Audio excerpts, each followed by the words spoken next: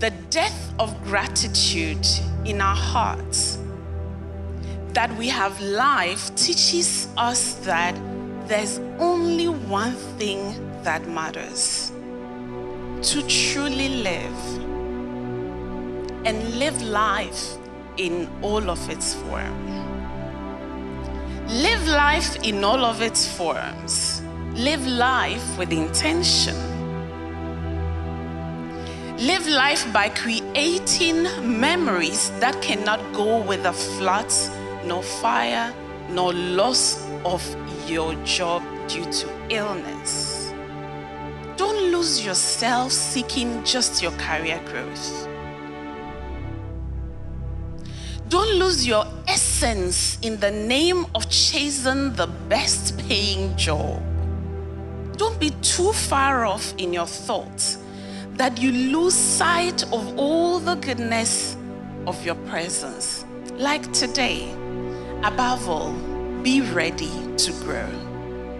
And as I welcome you to the 2024 PA conference, from all of us at the 565 Limited, my prayer is that you truly learn to thrive, because that's all that matters. Thank you. Thank you. Enjoy.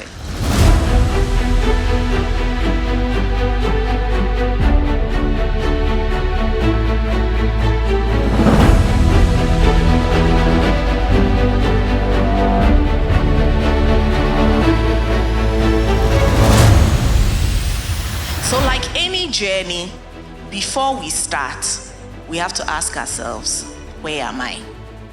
So it starts with being true to ourselves.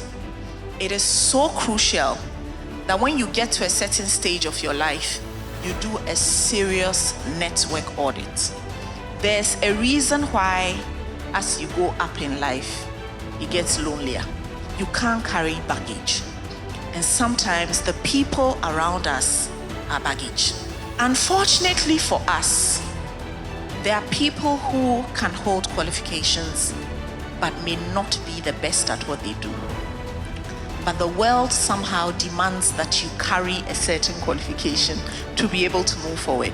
So you can be good at what you do, but if you haven't acquired certain qualifications that will help you in your career journey, it is important that you add that to yourself. Today, social media is the most dangerous CV anybody can have. I always say that a brand has to be consistent. So whether in person or on social media, what are the values that you are communicating? When you communicate, you are communicating your intellect, your emotions, your values, and that must come across at all levels.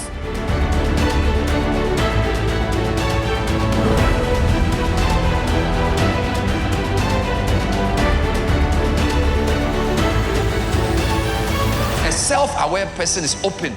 They are not afraid to take feedback, both up and down. We are a society that only takes feedback from up. What my boss thinks of me, what do your subordinates think of you?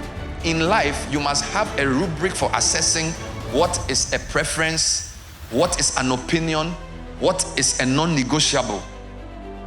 Am I making sense? Wearing red or blue or green can be a preference, but I won't come here wearing a skirt. Even if I am Scottish, I won't do it. My point is, you must have values as a person. As a journalist, there are things I cannot do. I will not take money and do a story for you. I will not kill a story because of you. I won't. There are some meetings I won't attend. You don't go for the meeting and say, oh, by the way, no, just don't go.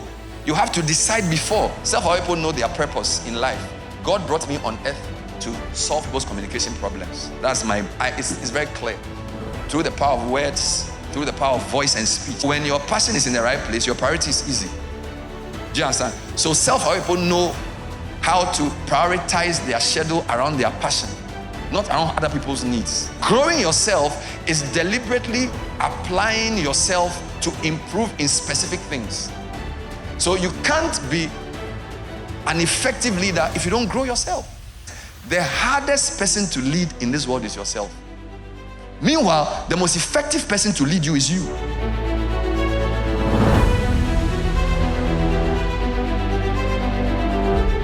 Your output will determine whether you are able to speak out or not. If you do things anyhow, you are not having the fine-tooth comb attitude. If you are not time conscious, if you are not putting in your best, I think that you give that opportunity for people to treat you anyhow. But if you want to be up there where even though there is a boss, the boss sees you as a peer because they know the substance you are made of. Now, for those who are ambitious and want to grow beyond being a personal assistant and being an executive assistant, you want to become a director.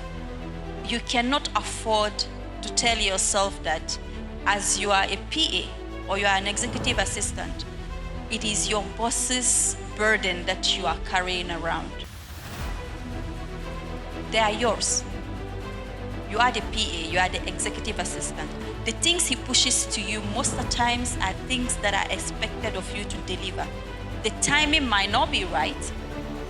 Sometimes the approach would be horrible. It still remains your responsibility and own it to deliver. The adverts on these traditional means, the radio and the television and the billboard, is to whom it may concern. The thing does not even relate to you. You don't even need it, but you will still look at it or you watch them. But the digital or the online advertising, they are targeted. You can decide that I want my advert to reach people who have this amount of money in their bank accounts. And depending on your job, they will show it to you.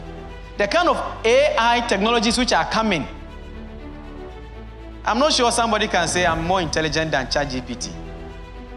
Because the kind of information it can bring out within seconds, it will take you years to study before you know that.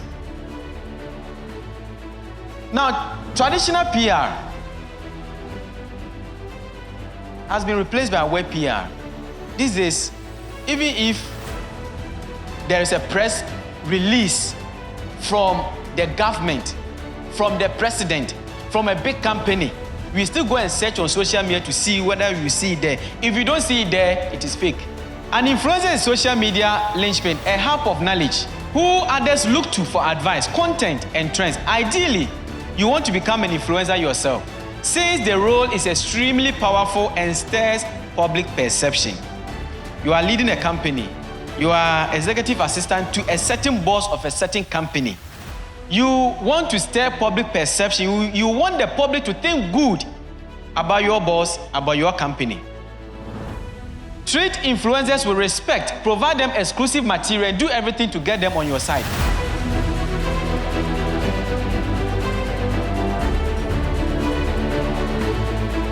The moment you realize that the only person you're responsible for is you, you learn not to take things personally. So don't go into the relationship that you're going to change someone. You can't change your leader, you can't change your direct reports, you can't change anyone. But by your conduct, you can spread a bit of magic around in that space that causes them to say, what is it about you? Or like someone once said to me, there's something graceful about you, that when I engage with you, I feel light. And it was my leader. I did the work. Agreement number 3. Don Miguel says, don't make assumptions.